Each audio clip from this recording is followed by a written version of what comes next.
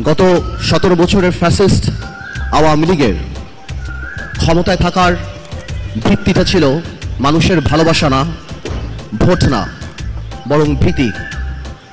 গত 17 বছর গুম খুন হত্যা করে মানুষকে একটা ভয়ের মধ্যে রেখেছিল, ভীতির মধ্যে।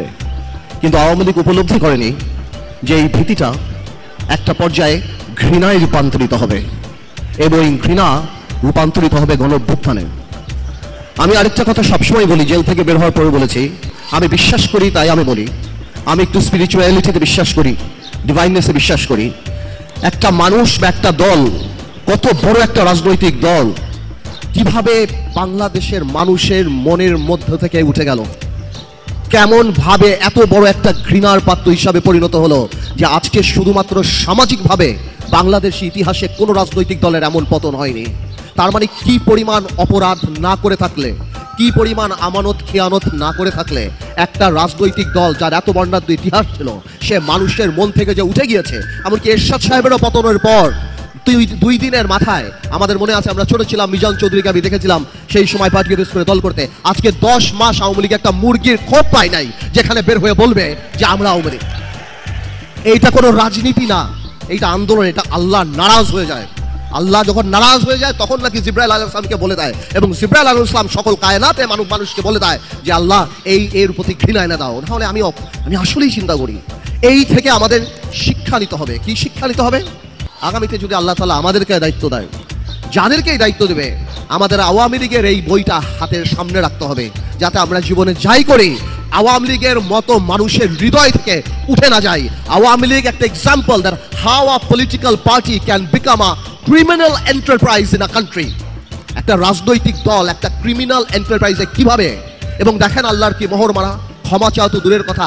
আজকেও আওয়ামী লীগের শীর্ষ পর্যায়ে একজন নেতার কথা শুনলাম, এই জুলাইয়ের অভ্যুত্থানকে তারা নাম দিয়েছে দাঙ্গা। তারা দাঙ্গা বলে আখ্যায়িত করেছে। এটা মানে কি, এই যে মনে আছে যখন আবু সাইদকে গুলি করা হয়েছিল, বলেছিল তারা ড্রাগ এডিক্ট। তার মানে আমাদের এই অর্জন, আমাদের যে স্বাধীনতা, তাদের যে পরাজয়টা, এটা তারা এখনো মেনে নিতে পারছে না। আমি খালি একটা ছোট্ট অনুরোধ করব বিএনপিকে, যেহেতু ইনশাল্লাহ বাংলাদেশ জাতীয়তাবাদী দল সামনে যাবে। গত 9 মাসে আমি বিএনপির মধ্যে সাংঘাতিক ইনক্লুসিভিটি দেখেছি, মেন্টালিটি দেখেছি, সবাইকে নিয়ে কাজ করার, এটাকে আমি অত্যন্ত সাধুবাদ জানাই। কিন্তু আমি একটা অনুরোধ করব, সব কিছু জাতি গঠন প্রক্রিয়া এক হবে না, তাহলে তো ডেমোক্রেসি থাকে না। হয়তো অনেক জায়গাতেই অনেক কিছু থাকবে, অনেক কিছু একমত হবে না, কিন্তু আমাদের সবার একটা জায়গায় এক থাকতে হবে। কারণ সেটা হলো কি, আওয়ামী লীগ যাতে আর রাজনীতিতে না আসতে পারে। কেন থাকতে হবে আমি সেটাও বলি। আমি জানি এই কথাটা হয়তো অনেকে ডেমোক্রেটিক লাগবে না, কারণ বাংলাদেশের 4 থেকে 5 কোটি মা মনে করে আওয়ামী লীগ আসলে তাদের সন্তানদেরকে মেরে ফেলা হবে। যারা ওই মিছিলে নেমেছিল তারা বিশ্বাস করে যে ভিডিও দেখে বের করে করে কারা মিছিলে গিয়েছে তাদের বের করে খুন করা হবে। আপনার মনে রাখতে হবে, for a special criminal you need special law. আপনি সাধারণ ল দিয়ে স্পেশাল ক্রিমিনালের বিচার করতে পারবেন না। আওয়ামী লীগ তার মেধায় রাজনীতিতে বিশ্বাস করে না, প্রতিশোধে বিশ্বাস করে। খুব শীঘ্রই আওয়ামী লীগের আওয়াজ নরম হয়ে যাবে, বলবে যারা উপলব্ধি করেছে আসেন আমরা একসাথে কাজ করি, এরা জঙ্গি। ভাইয়ের আমার, এই ট্র্যাপে পড়বেন না। Awami League is not a political party. বাংলাদেশের প্রত্যেকটা মানুষ যারা ফেসবুকে লাল করেছিল তাদের জীবন লাল করে ফেলবে, ধ্বংস করে বলবে। এই একটা জায়গায় খালি আমরা থাকি, দেন আওয়ামী লীগের ব্যাপারে পুরা জাতি আমাদের একসাথে থাকতে হবে। আমি আবার আন্তরিকভাবে ধন্যবাদ জানাচ্ছি এই ধরনের অনুষ্ঠান করার জন্য।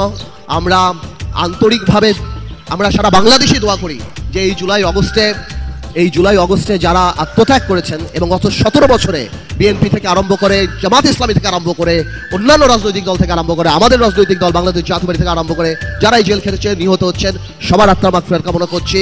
ইনশাল্লাহ নতুন স্বপ্ন আমরা দেখব, নতুন ভাবে দেখব। আমাদের মধ্যে বিভেদ থাকতে পারে, রাজনৈতিক বিবাদ থাকতে পারে, কিন্তু আগামীর বাংলাদেশ ইনশাল্লাহ তারেক রহমানের নেতৃত্বে হবে স্বপ্নের বাংলাদেশ। সালামু আলাইকুম।